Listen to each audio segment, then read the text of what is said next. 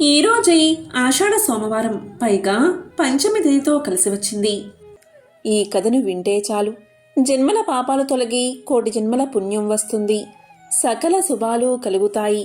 మరి శ్రావణ సోమవారం రోజు వినాల్సిన ఆ కథ ఏంటో ఇప్పుడు ఈ వీడియోలో తెలుసుకుందాం. ఒకసారి నైమిసారణ్యంలో జ్ఞాన యజ్ఞ నిరతులైన సౌనకాది మహర్షులు సూతుడికి నమస్కారం చేసి ఇలా పలికారు: ఓ మహర్షి, మీరు మాకు అనేక సత్కథలు చెప్పారు. ఏ వ్రతాన్ని ఆచరించడం వల్ల శీఘ్రంగా ఫలప్రాప్తి కలుగుతుందో అటువంటి ఉత్తమోత్తమైన వ్రతం ఒకదాన్ని మాకు ఉపదేశించండి అని ప్రార్థించారు. అంతట సూతుడు ఇలా పలికాడు: మహాత్ములైన ఓ మహర్షులారా, ఒకరోజు కైలాసంలో దివ్య రత్న ఖచ్చిత సింహాసనంపై కూర్చుని ఉన్న పరమేశ్వరుణ్ణి పార్వతి ఏకాంతంలో ఇలా ప్రశ్నించింది: స్వామి, నేను మీ వద్ద అనేక శాస్త్రాలను, ఆగమ విద్యలను నేర్చుకున్నాను.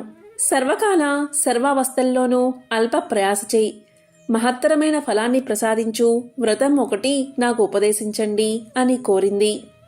అది విని మందహాసంతో సదాశివుడు ఇలా చెప్పాడు: ప్రియా, నీ ప్రశ్న ఉచితంగాను లోకోపకారిగానూ ఉన్నది. లోకహితం కోరిన నీకు ఒక శ్రేష్టమైన వ్రతం చెప్తాను అంటూ ఇలా చెప్పసాగాడు. నక్షత్రాల్లో సూర్యుడు, గ్రహాల్లో చంద్రుడు, నదులన్నిటిలో గంగానది, ఇంద్రియాలలో మనసు ఏ విధంగా శ్రేష్టమైనదో వ్రతాలంటిలో ఈ సోమవార వ్రతము అత్యంత శ్రేష్టమైనది. ఈ వ్రతానికి షోడశ సోమవార వ్రతము అనే పేరు. దీని మహిమలు వర్ణించడం అసాధ్యం. భక్తిపూర్వకంగా దీన్ని ఆచరించువారు ఏది కోరుకుంటారో దాన్ని వారు శీఘ్రంగా పొందుతారు. ముత్తైదువులు అఖండ సౌభాగ్యాన్ని పొందుతారు. రోగులకు సంపూర్ణ ఆరోగ్యం కలుగుతుంది. ఎడబాసిన భార్యాభర్తలు ఒకరినొకరు చేరుకుంటారు. ఈ విధంగా ఇది పరమ మహిమాన్వితమైన వ్రతము అని చెప్పాడు పరమేశ్వరుడు. అంతటా పార్వతి, స్వామి, దయచేసి ఈ వ్రతాన్ని ఆచరించే విధానాన్ని అనుగ్రహించండి అని ప్రార్థించింది. అప్పుడు పరమేశ్వరుడు ఇలా చెప్పాడు: ప్రియా, ఇది భక్తిపూర్వకంగా ఆచరించవలసిన వ్రతం. ఈ వ్రతాన్ని ఆచరించడానికి ఆషాఢ మాసపు పౌర్ణమి నుంచి కార్తీక మాసపు పౌర్ణమి వరకు వచ్చే 4 నెలలు అంటే చాతుర్మాసాలు ప్రాశస్తమైనవి. ఆ రోజుల్లో వచ్చే 16 సోమవారాల్లో ఈ వ్రతం శ్రేష్టమైనది. సోమవారం రోజు ఉపవాసం ఉండాలి. ప్రసాదం స్వీకరించడంలో తప్పులేదు. ప్రాతకాలమునే స్నానాది నిత్యకర్మలను ముగించుకోవాలి. పుట్టమన్నుతో శివలింగం తయారు చేసుకోవాలి. వెండి, ఇత్తడి వంటి శ్రేష్టమైన లోహాలతో చేసిన లింగాన్ని కూడా ఉపయోగించవచ్చు. బిల్వ పత్రాలు అంటే మారేడు దళాలు, పుష్పాలు, ధూప దీపాదులను సిద్ధం చేసుకోవాలి. నైవేద్యం కొరకు గోధుమ నూకను వేపి ముద్ద చేసి దానికి కావలసినంత నెయ్యి, బెల్లము కలిపి ఉండలు చెయ్యాలి. ఈ వ్రతానికి కావలసిన ప్రసాదం ఇదే. ప్రసాదాన్ని శివుడికి నైవేద్యం పెట్టి దాన్ని 3 భాగాలుగా చెయ్యాలి. భక్తులకు 1, పశువులకు 1. ఈ వ్రతాన్ని ఆచరించే వారికి 3వది పంచాలి. ఆ రోజు ఉప్పు తినకూడదు. ఇదే విధంగా 16 సోమవారాలు శ్రద్ధాభక్తులతో ఆచరించాలి. 17వ సోమవారం రోజున ఉద్యాపన చెయ్యాలి. 16 సోమవారాల యందు పూజించిన మట్టి లింగాలను 17వ సోమవారం నాడు జలమునందు వదిలేయాలి. ఆ రోజున బ్రాహ్మణులకు అన్నదానము యథాశక్తి చెయ్యాలి. ఈ విధంగా వ్రత విధానాన్ని పరమేశ్వరుడు పార్వతికి ఉపదేశించాడు. అది విన్న పార్వతి ఇలా పలికింది: స్వామి, ఈ వ్రత విధానము చెప్పి నన్ను అనుగ్రహించారు. దీన్ని ఎవరెవరు ఆచరించి ఎటువంటి ఫలాన్ని పొందగలిగారో వివరంగా తెలపండి స్వామి అని ప్రార్థించింది. అంత శివుడు వ్రత పూజా ఫలాన్ని చెప్పడం ప్రారంభించాడు. ఓ పార్వతి, చాలా కాలం క్రితం ఈ వ్రతాన్ని ఆచరించడం వల్ల నీవే నన్ను భర్తగా పొందావు. గిరిజా కళ్యాణ సంఘటన ఇంకా నాకు జ్ఞాపకమున్నది. నీకు నేను పతి కావలను అనే ఉద్దేశంతో నీవు ఘోరారణ్యంలో తీవ్రమైన తపస్సు చేశావు. అప్పుడు దేవతలు, సప్తఋషులు నా వద్దకు వచ్చి, ప్రభూ, నిన్నే నమ్మి తపస్సు చేస్తున్న హైమవతిని అనుగ్రహించరాదా, ఆలస్యమెందుకు అని ప్రార్థించారు. అప్పుడు నేను బ్రహ్మచారి రూపంలో వచ్చి నిన్ను పరీక్షించాను. నిన్ను సంబోధిస్తూ శివుడికున్న అవలక్షణాంటిని వర్ణిస్తూ, శివుడు విరూపి, అపవిత్రుడు, మొరటు వ్యక్తి, అతన్ని తప్ప వేరెవరినైనా వివాహం చేసుకోరాదా అని పరిహసించాను. దానికి నీకు పట్టరాని కోపం వచ్చింది. కోపంలో కన్నులు ఎర్రబడి, శివనింద మహాపాపం, శివుడు లేకపోతే నేను బతకలేను, వేరొకరిని కన్నెత్తి కూడా చూడను అన్న నీ దృఢ నిశ్చయాన్ని ఖచ్చితంగా తెలిపావు. అప్పుడు నేను నా నిజ స్వరూపంతో నీ ముందు ప్రత్యక్షమయ్యాను. నీవు 16 సోమవారాల వ్రతాన్ని ఆచరించడం వల్లే నీ కోరిక తీరింది. గిరిజా కళ్యాణం అతి వైభవంగా దేవఋషుల గంధర్వుల సమక్షంలో జరిగింది. ఈ విధంగా వ్రతాచరణ వల్ల నేను నీకు పతినయ్యాను అన్నాడు పరమేశ్వరుడు. అంతటా పార్వతి కూడా ఎంతో సంతోషించి, స్వామి, నాకు కూడా జ్ఞాపకముంది. అయినను ఆ వ్రత మహిమ మీ ముఖతః లోకానికి అందించడానికే ఈ ప్రశ్న వేశాను. నా వలె వేరెవరు ఈ వ్రతాన్ని ఆచరించి పుణ్యఫలాన్ని పొందారో చెప్పండి అని ప్రార్థించింది. అప్పుడు సదాశివుడు ఇతర సంఘటనలను ఇలా చెప్పడం ప్రారంభించాడు. సీమంతిని చంద్రాగదుల కథ. చాలా కాలం క్రితం భరతఖండంలో పుణ్యాత్ముడైన చిత్రవర్మ అనే రాజు ఉండేవాడు. ఆయనకు పుత్రులు అనేక మంది ఉన్నారు. పుత్రిక కోసం పార్వతీ పరమేశ్వరులను ఆరాధించగా ఆడపిల్ల జన్మించింది. ఆమెకు సీమంతిని అనే పేరు పెట్టి అల్లారు ముద్దుగా పెంచుకుంటున్నాడు రాజు. సీమంతిని చిన్ననాటి నుండి శివదేవుని యందు అపారమైన భక్తి కలదై పూజలు చేస్తూ ఉండగా ఈ విషయం యాజ్ఞవల్క మహాముని భార్య అయిన మైత్రేయి తెలుసుకుని తానే స్వయంగా సీమంతినికి సోమవార వ్రత మహత్యాన్ని వివరించి చెప్పడానికి పట్టణానికి బయలుదేరి వచ్చి వ్రత విధానాన్ని సీమంతినికి తెలియచేసి వెళ్లిపోయింది. ఆ రోజు నుంచి రాజకుమార్తె సోమవార వ్రతాన్ని భక్తి శ్రద్ధలతో చేస్తూ సదాశివుణ్ణి పూజిస్తూ వ్రతకథ చదువుతూ దినదిన ప్రోద్ధమానంగా పెరుగుతూ ఉంది. ఇలా ఉండగా అంగదేశాన్ని ఇంద్రసేనుడు అనే మహారాజు పాలిస్తూ ఉన్నాడు. ఆ రాజుకు చంద్రాగదుడు అనే కొడుకు కలడు. ఆ చిన్నవాడు సకల విద్యలు నేర్చుకుని పెళ్లియుడికి వచ్చాడు. చంద్రాగదులకు వివాహం చెయ్యాలి అనే తలంపుతో ఇంద్రసేన మహారాజు తన కొలువులో ఉన్న మంత్రి పురోహిత సామంతులతో యువరాజైన చంద్రాగదునకు ఎక్కడైనా తగిన చిన్నదాన్ని చూడమని చెప్పి వారిని దేశాలకు పంపాడు. వారు అనేక దేశాలు తిరిగి చివరకు చిత్రవర్మ మహారాజు యొక్క పట్టణాన్ని చేరుకున్నారు. ఆ రాజుకు సీమంతిని అనే కుమార్తె కలదని పరిచారకుల వల్ల తెలుసుకుని రాజదర్శనానికై ఆస్థానానికి చేరుకున్నారు. అంత రాజు మంత్రి పురోహితులను గౌరవించి తమరు వచ్చిన పని ఏమిటి అని అడిగాడు. మహారాజా, మాది అంగదేశం. మా ఇంద్రసేన మహారాజు గారికి చంద్రాగదుడు అనే కొడుకు ఉన్నాడు. అతనికి తగిన కన్య గురించి తిరుగుతూ తమ పుత్రికా రత్నమైన సీమంతినీదేవి గుణగణాలు తెలుసుకుని ఇక్కడకు వచ్చాము.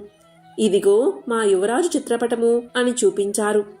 రాజు ఆ చిత్రపటాన్ని కుమార్తెకు చూపించి ఆమె సమ్మతికి సంతోషించి కళ్యాణ ముహూర్తం నిశ్చయించి మహావైభవంగా వివాహం జరిపించాడు.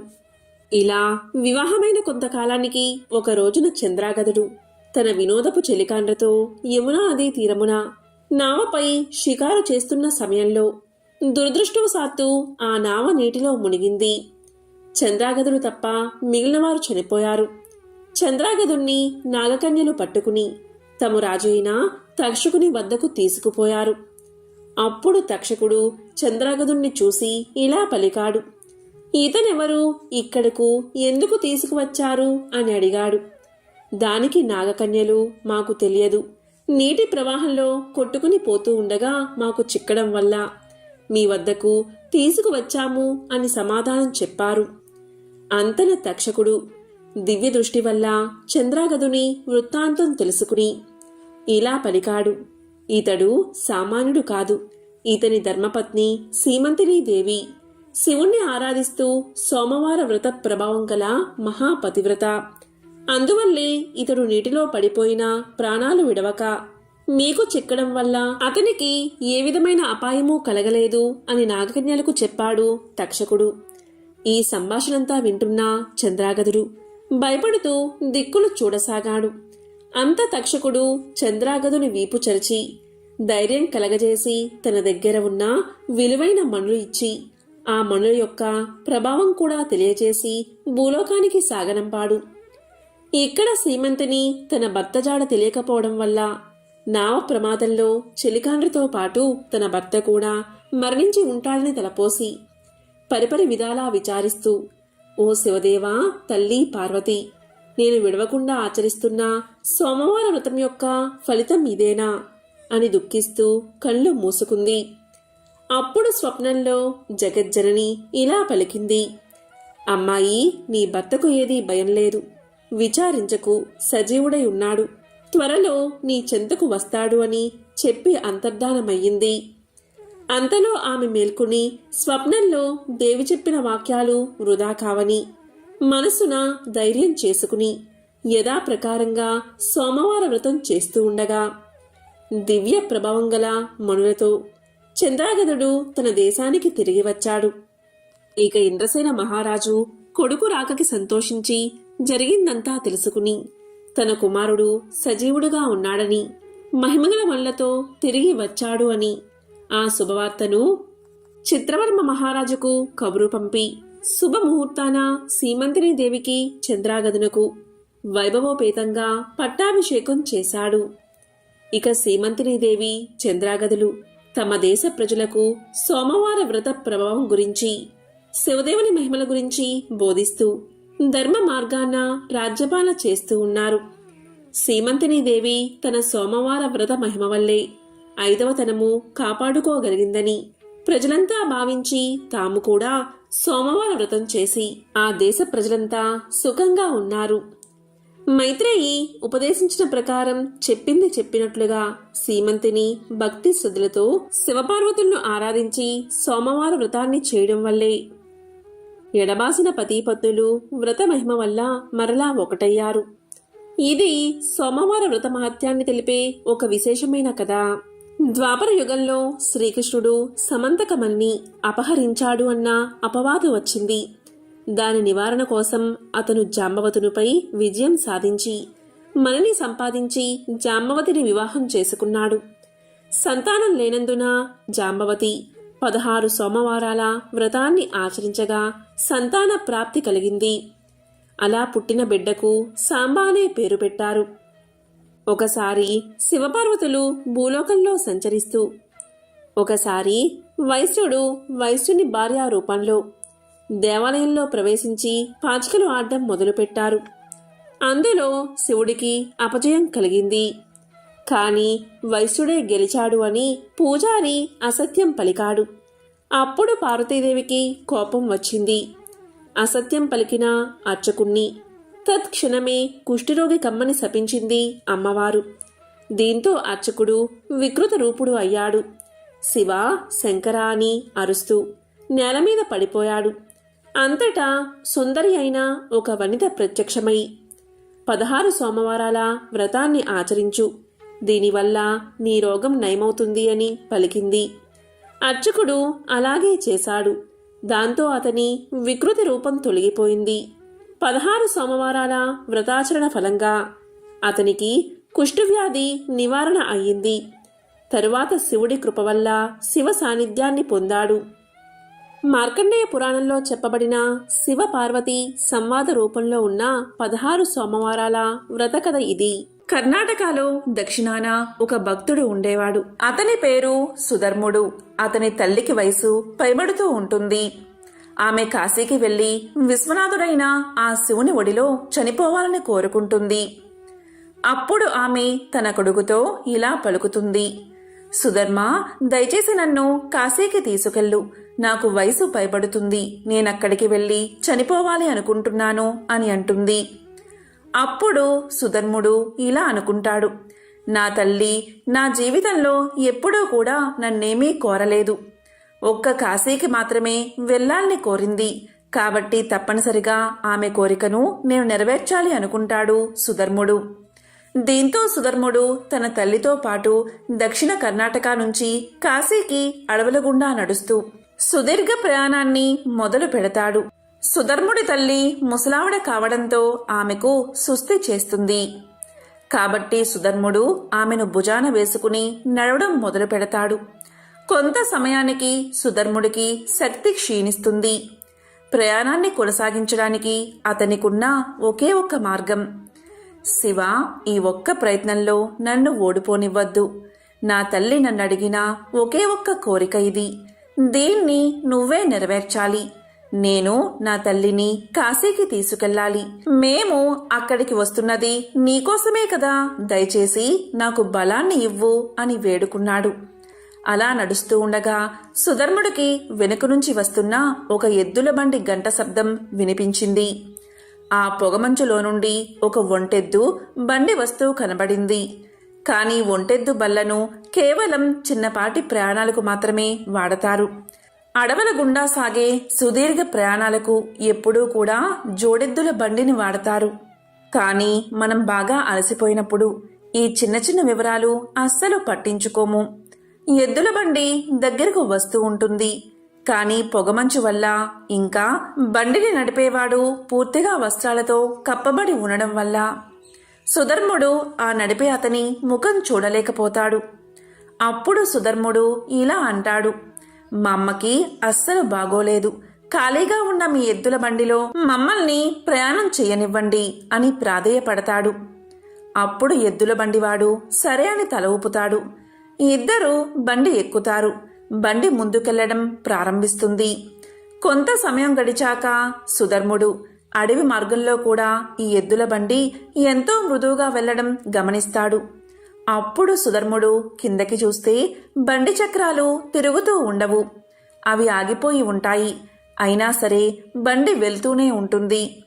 అప్పుడు అతను ఎద్దువైపు చూస్తాడు. ఆ ఎద్దు కూర్చుని ఉంటుంది. అయినా సరే బండి వెళ్తూనే ఉంటుంది. అప్పుడు సుధర్ముడు బండి నడిపే అతని ముఖం వైపు చూస్తాడు.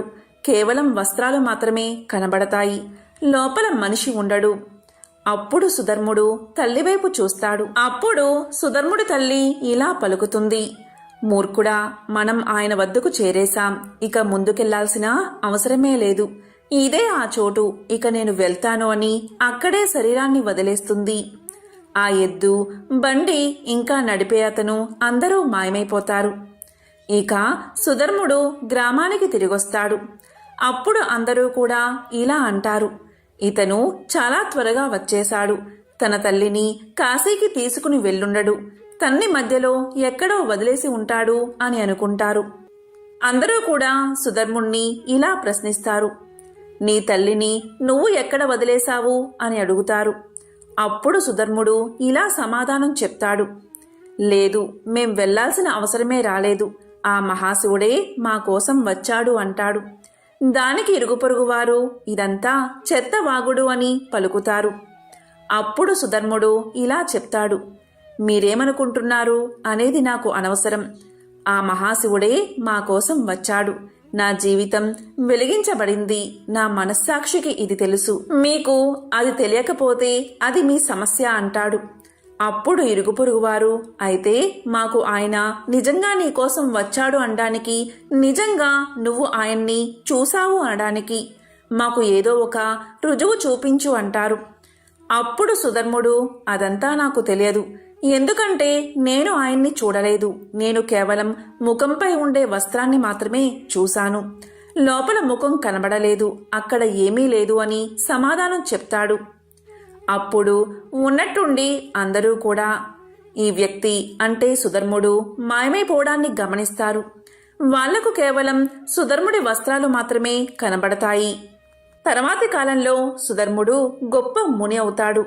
సుధర్ముడు ఎక్కడికి వెళ్ళినా సరే అందరూ ఆయన్ని శూన్యముఖంగా గుర్తించేవారు. ఇదంతా ఆ మహాశివుడి మాయా.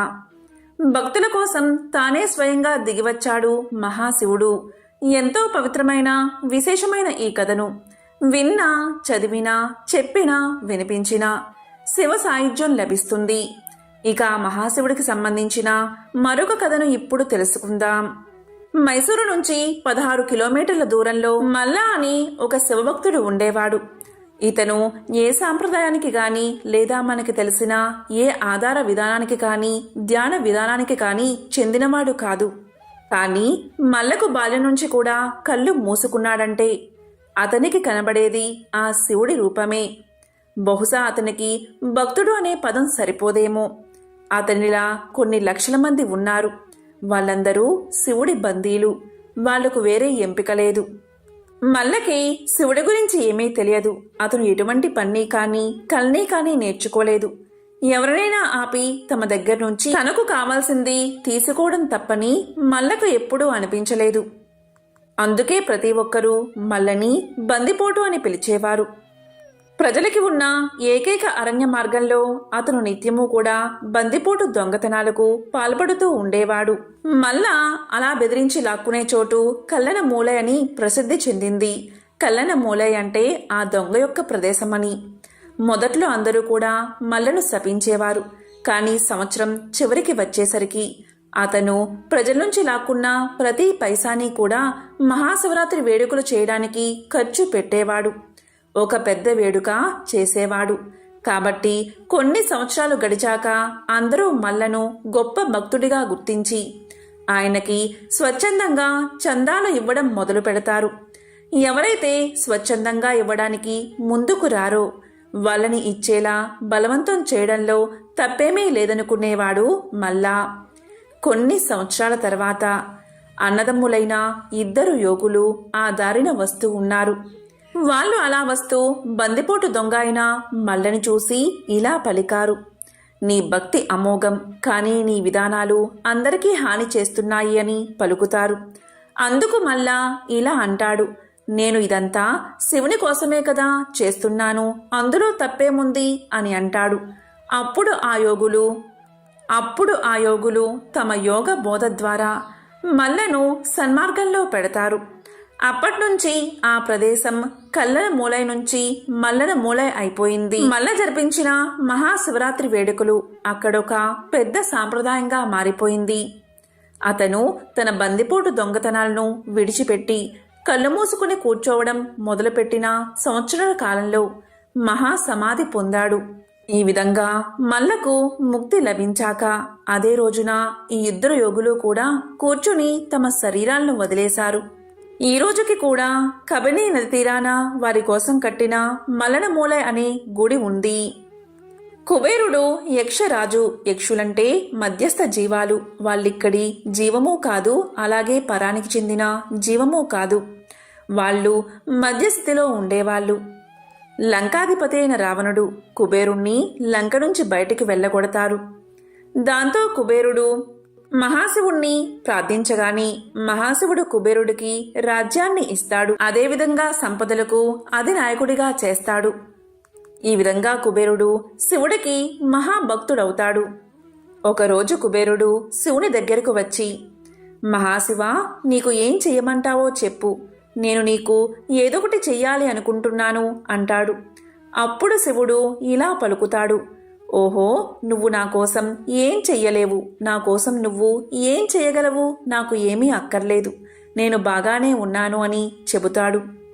తరువాత గణపతిని చూపుతూ ఇలా అంటాడు శివుడు, నా కుమారుడు గణపతికి ఎప్పుడూ ఆకలి వేస్తూనే ఉంటుంది, అతన్ని తీసుకెళ్లి బాగా భోజనం పెట్టు అంటాడు మహాశివుడు. దానికి కుబేరుడు, అలాగే మహాశివ, అది నాకసలు సమస్యే కాదు అని గణపతిని భోజనానికి తీసుకువెళ్తాడు. కుబేరుడు గణపతికి భోజనం వడ్డిస్తాడు. గణపతి తింటూనే ఉంటాడు. అలా తింటూనే ఉంటాడు. కుబేరుడు వందలాది వంట మనుషులను పనిలో పెట్టి అపారమైన ఆహారాన్ని వండిస్తాడు. గణపతి అంతా తినేస్తాడు. దాంతో కుబేరుడు ఇలా పలుకుతాడు, ఓ గణేశ, ఆగు, ఈ విధంగా తింటే నీ పొట్ట పగిలిపోతుంది అంటాడు. దానికి గణపతి, నువ్వేమీ బెంగపడుకు కుబేరా, ఈ పామును చూసావా, నా పొట్ట చుట్టూ ఎలా అల్లుకుందో, నా పొట్ట గురించి నువ్వు బెంగపడాల్సిన అవసరం లేదు, నాకు ఇంకా ఆకలిగా ఉంది, భోజనం తెప్పించు, నువ్వే కదా నా ఆకలి గురించి చూసుకుంటాను అన్నావు అంటాడు గణేశుడు. కుబేరుడు తనకున్న సంపద అంతటినీ ఖర్చు పెడతాడు. ఎంత ఆహారం పెట్టినా గణపతి ఇలా పలుకుతాడు, నాకింకా కడుపు నిండలేదు, మరింత ఆహారం ఎక్కడా అని అడుగుతాడు.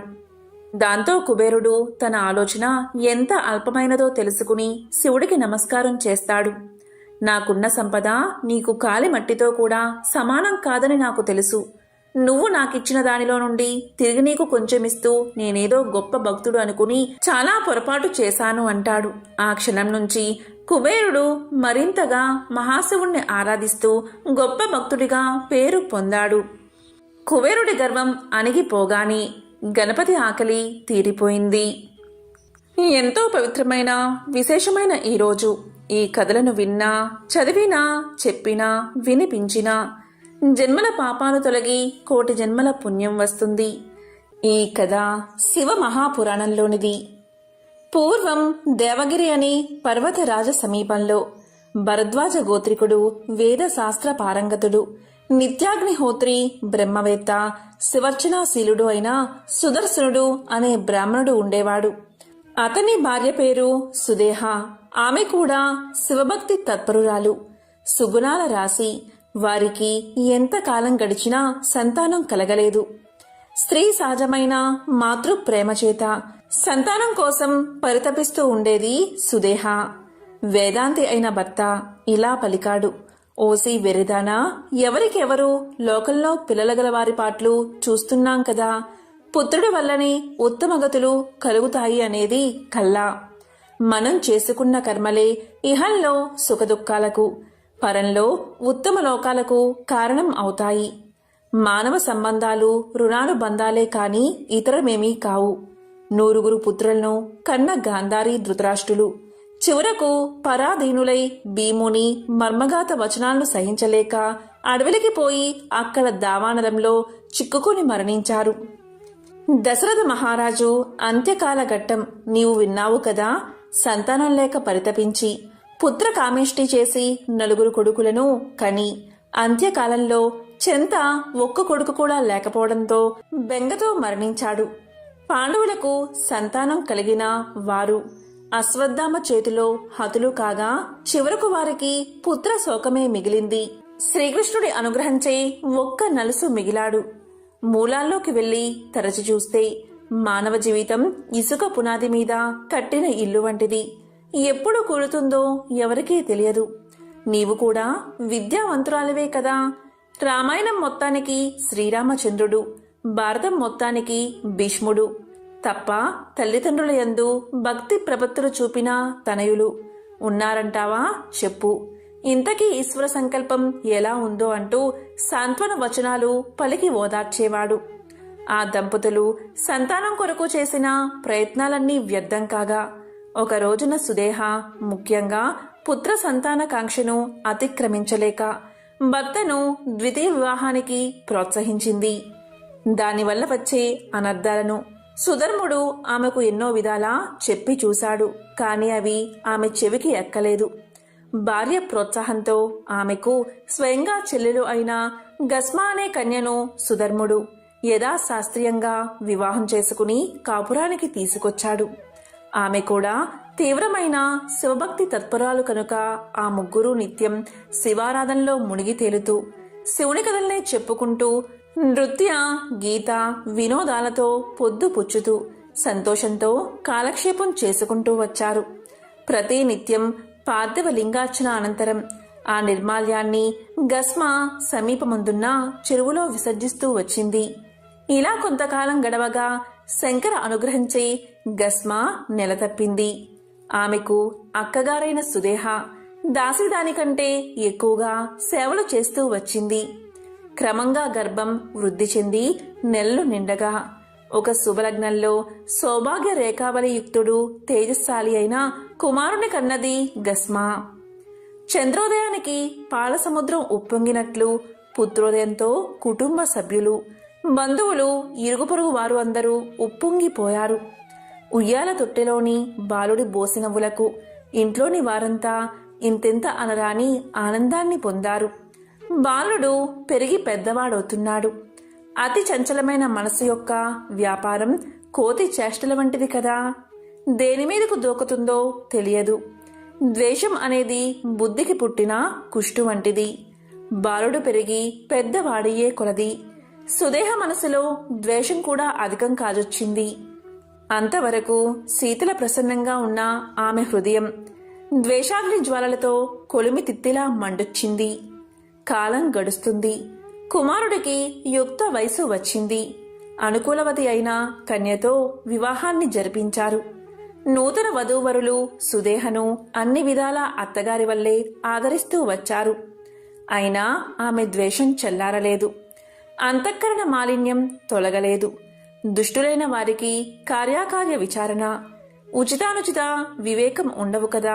మానవుల్లో కూడా తామస గుణాధిక్యత కలిగి జీవించే మనుషులు సత్వగుణాధిక్యత గల తాపసులను బాధించి తాము ఆనందాన్ని పొందుతారు.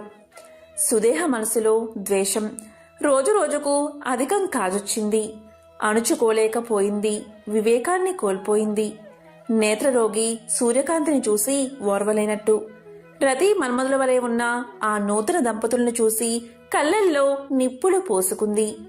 ముఖ్యంగా సుబ్రహ్మణ్య స్వామిలా ఉన్న గస్మ కుమారుణ్ణి కడతేరిస్తే తప్ప తనకు మనశ్శాంతి ఉండదని నిశ్చయించుకుని ఒక నిశీదిలో మాయోపాయంచే కడతేర్చి శవాన్ని చెరువులో పారవేసి ఏమీ ఎరగని దానివలే ఇంటికి వచ్చి పడుకుంది.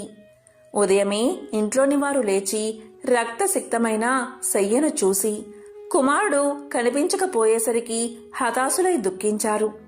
అలాంటి సమయంలో కూడా సుధర్ముడు, గస్మ ఆమె కోడలు శివపూజను మానలేదు.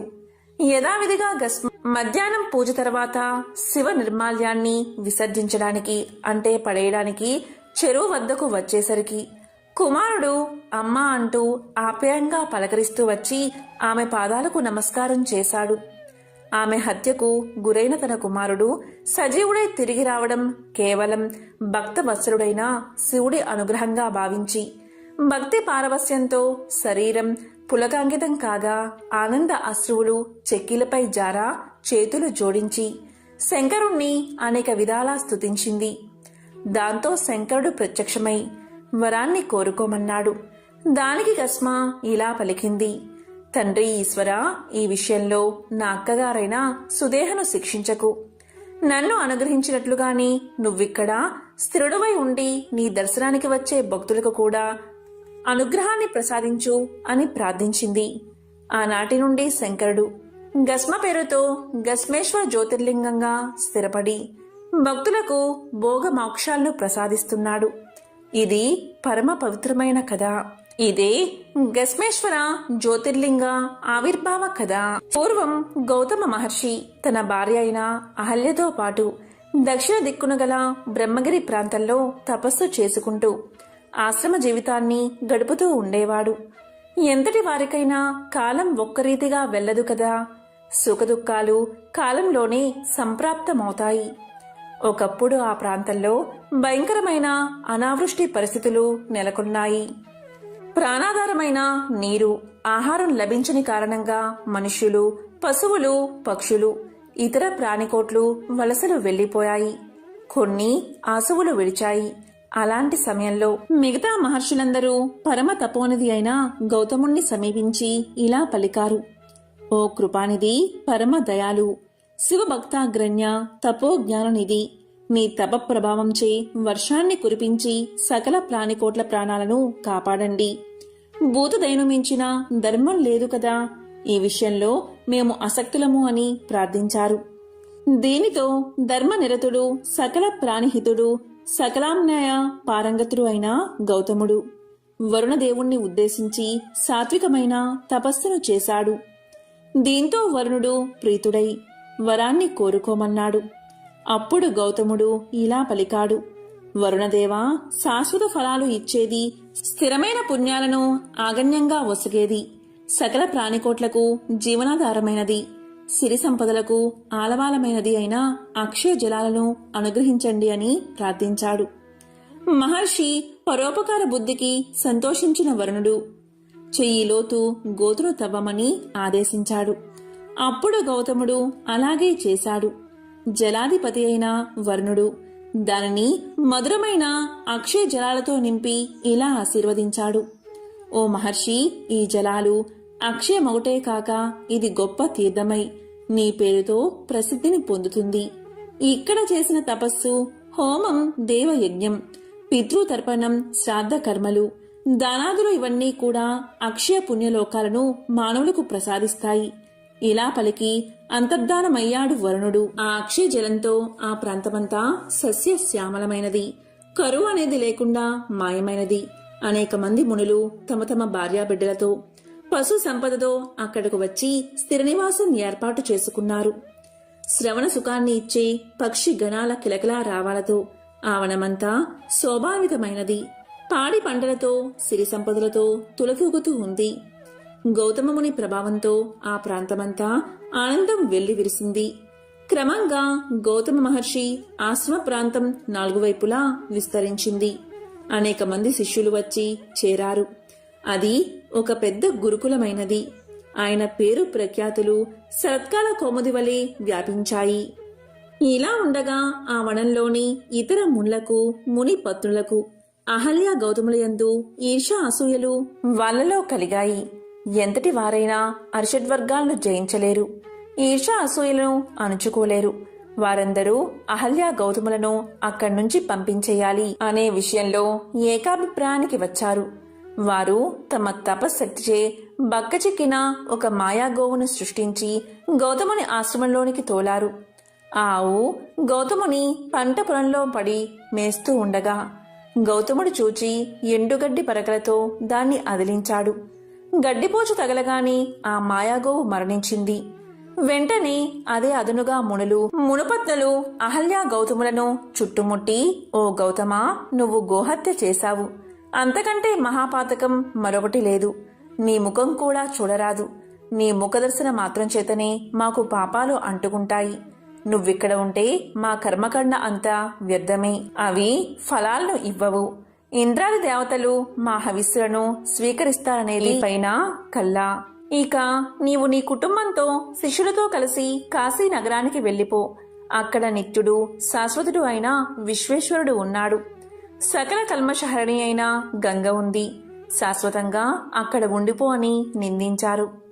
ఇంకా అనేక నింద్యా వాక్యాలను పలికి దూషించారు. మునుల కాపట్యాన్ని గ్రహించలేని గౌతముడు భార్యతో కలిసి కాశీ నగరానికి చేరుకున్నాడు.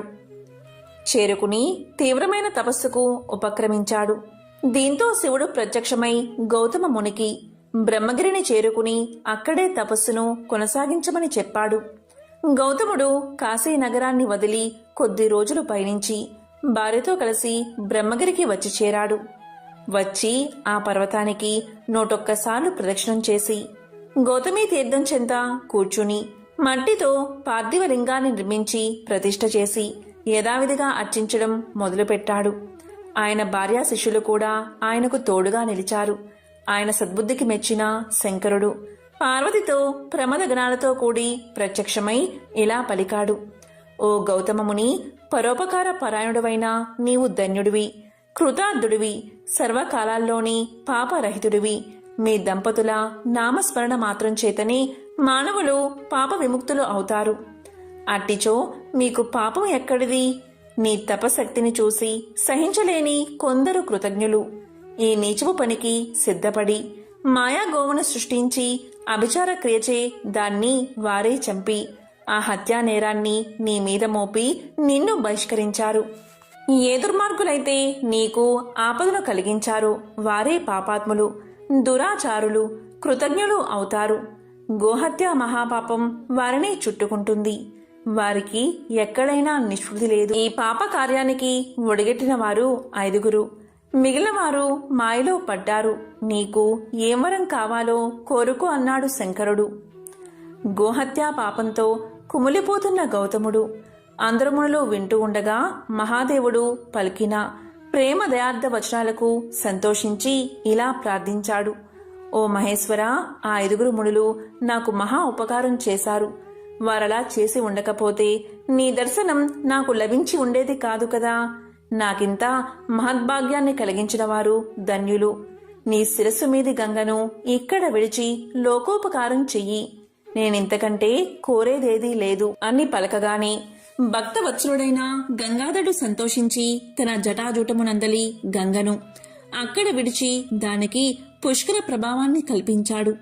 దేవతలు మరియు అక్కడి శివభక్తులైన మునుల కోరికచే తానక్కడ త్రయంబకేశ్వర నామంతో జ్యోతిర్లింగ స్వరూపంగా ఉండిపోయాడు. గౌతముణ్ణి శంకరుడు ఇలా ఆశీర్వదించాడు. ఓ మహర్షి, ఇక ఈ పైన ఈ జలాలు అక్షయంగా ప్రవహిస్తాయి.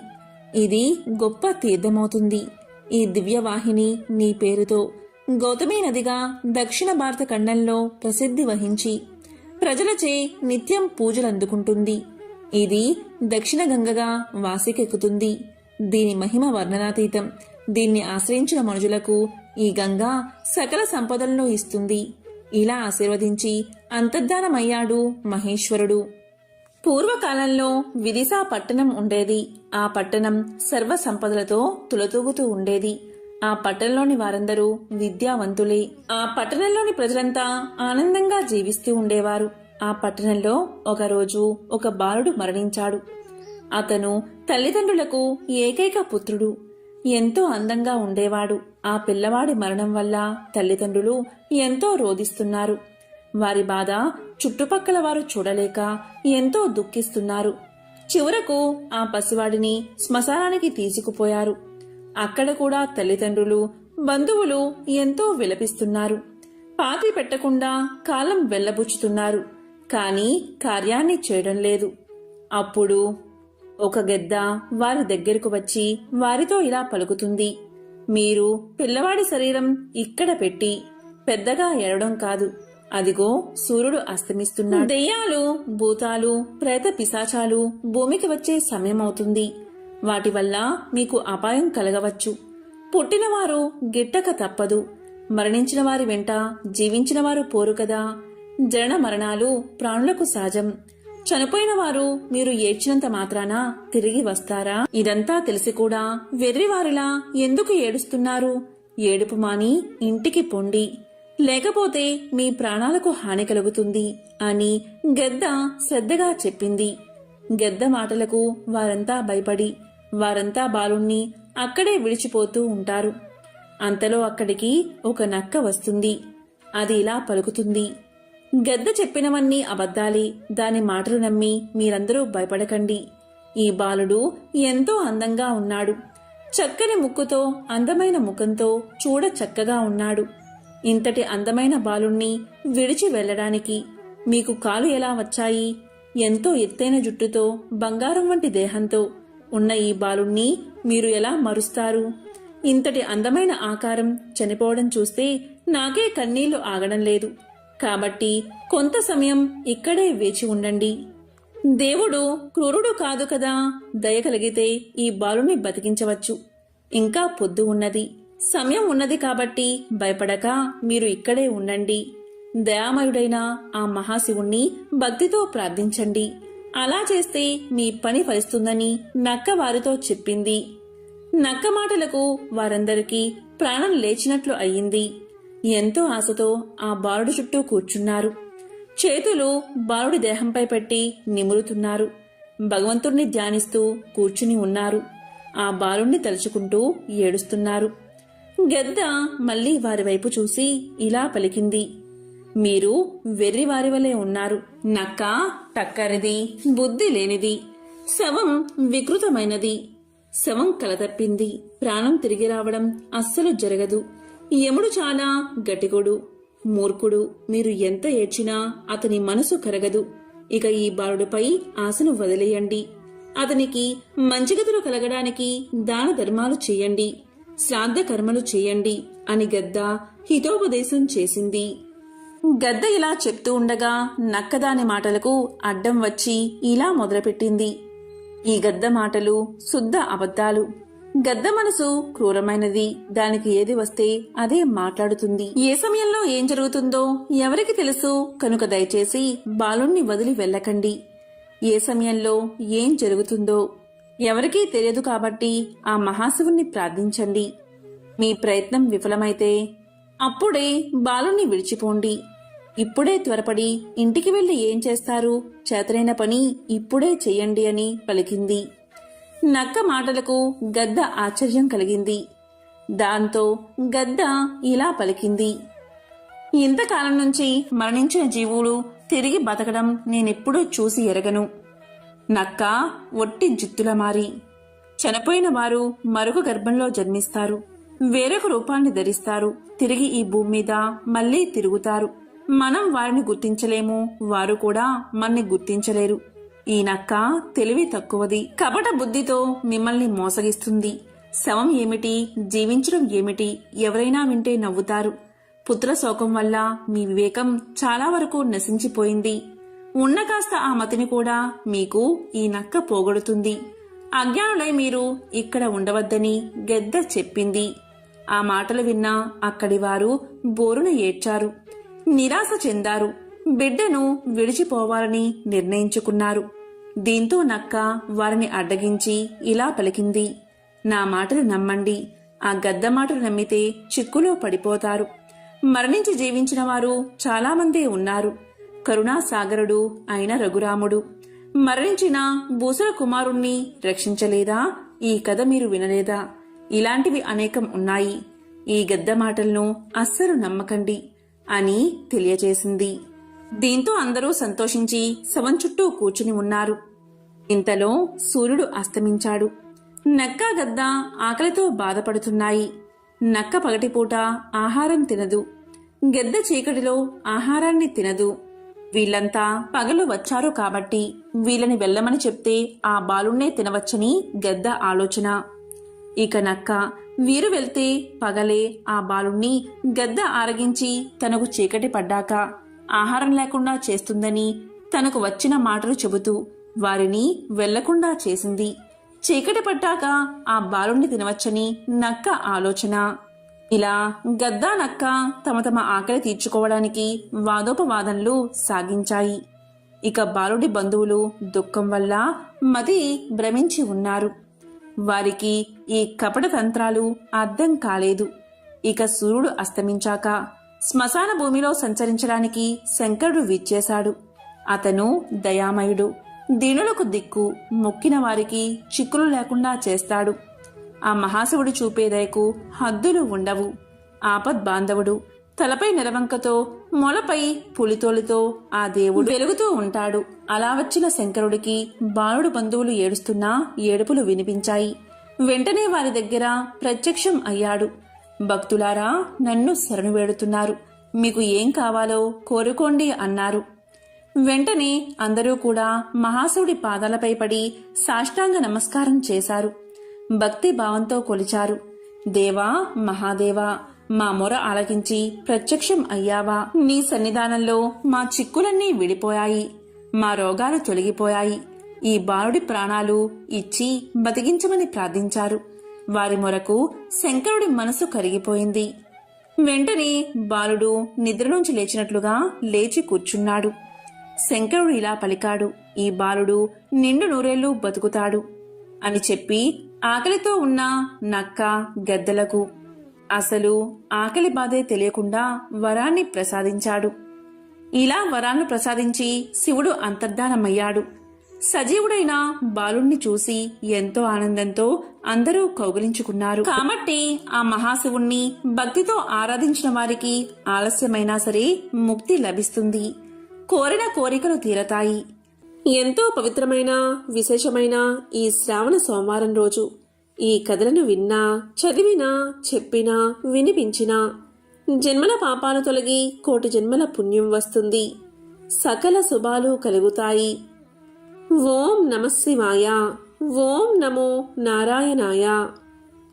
ఓం శ్రీ మహాలక్ష్మియే నమః. ఓం శ్రీ మాత్రే నమః.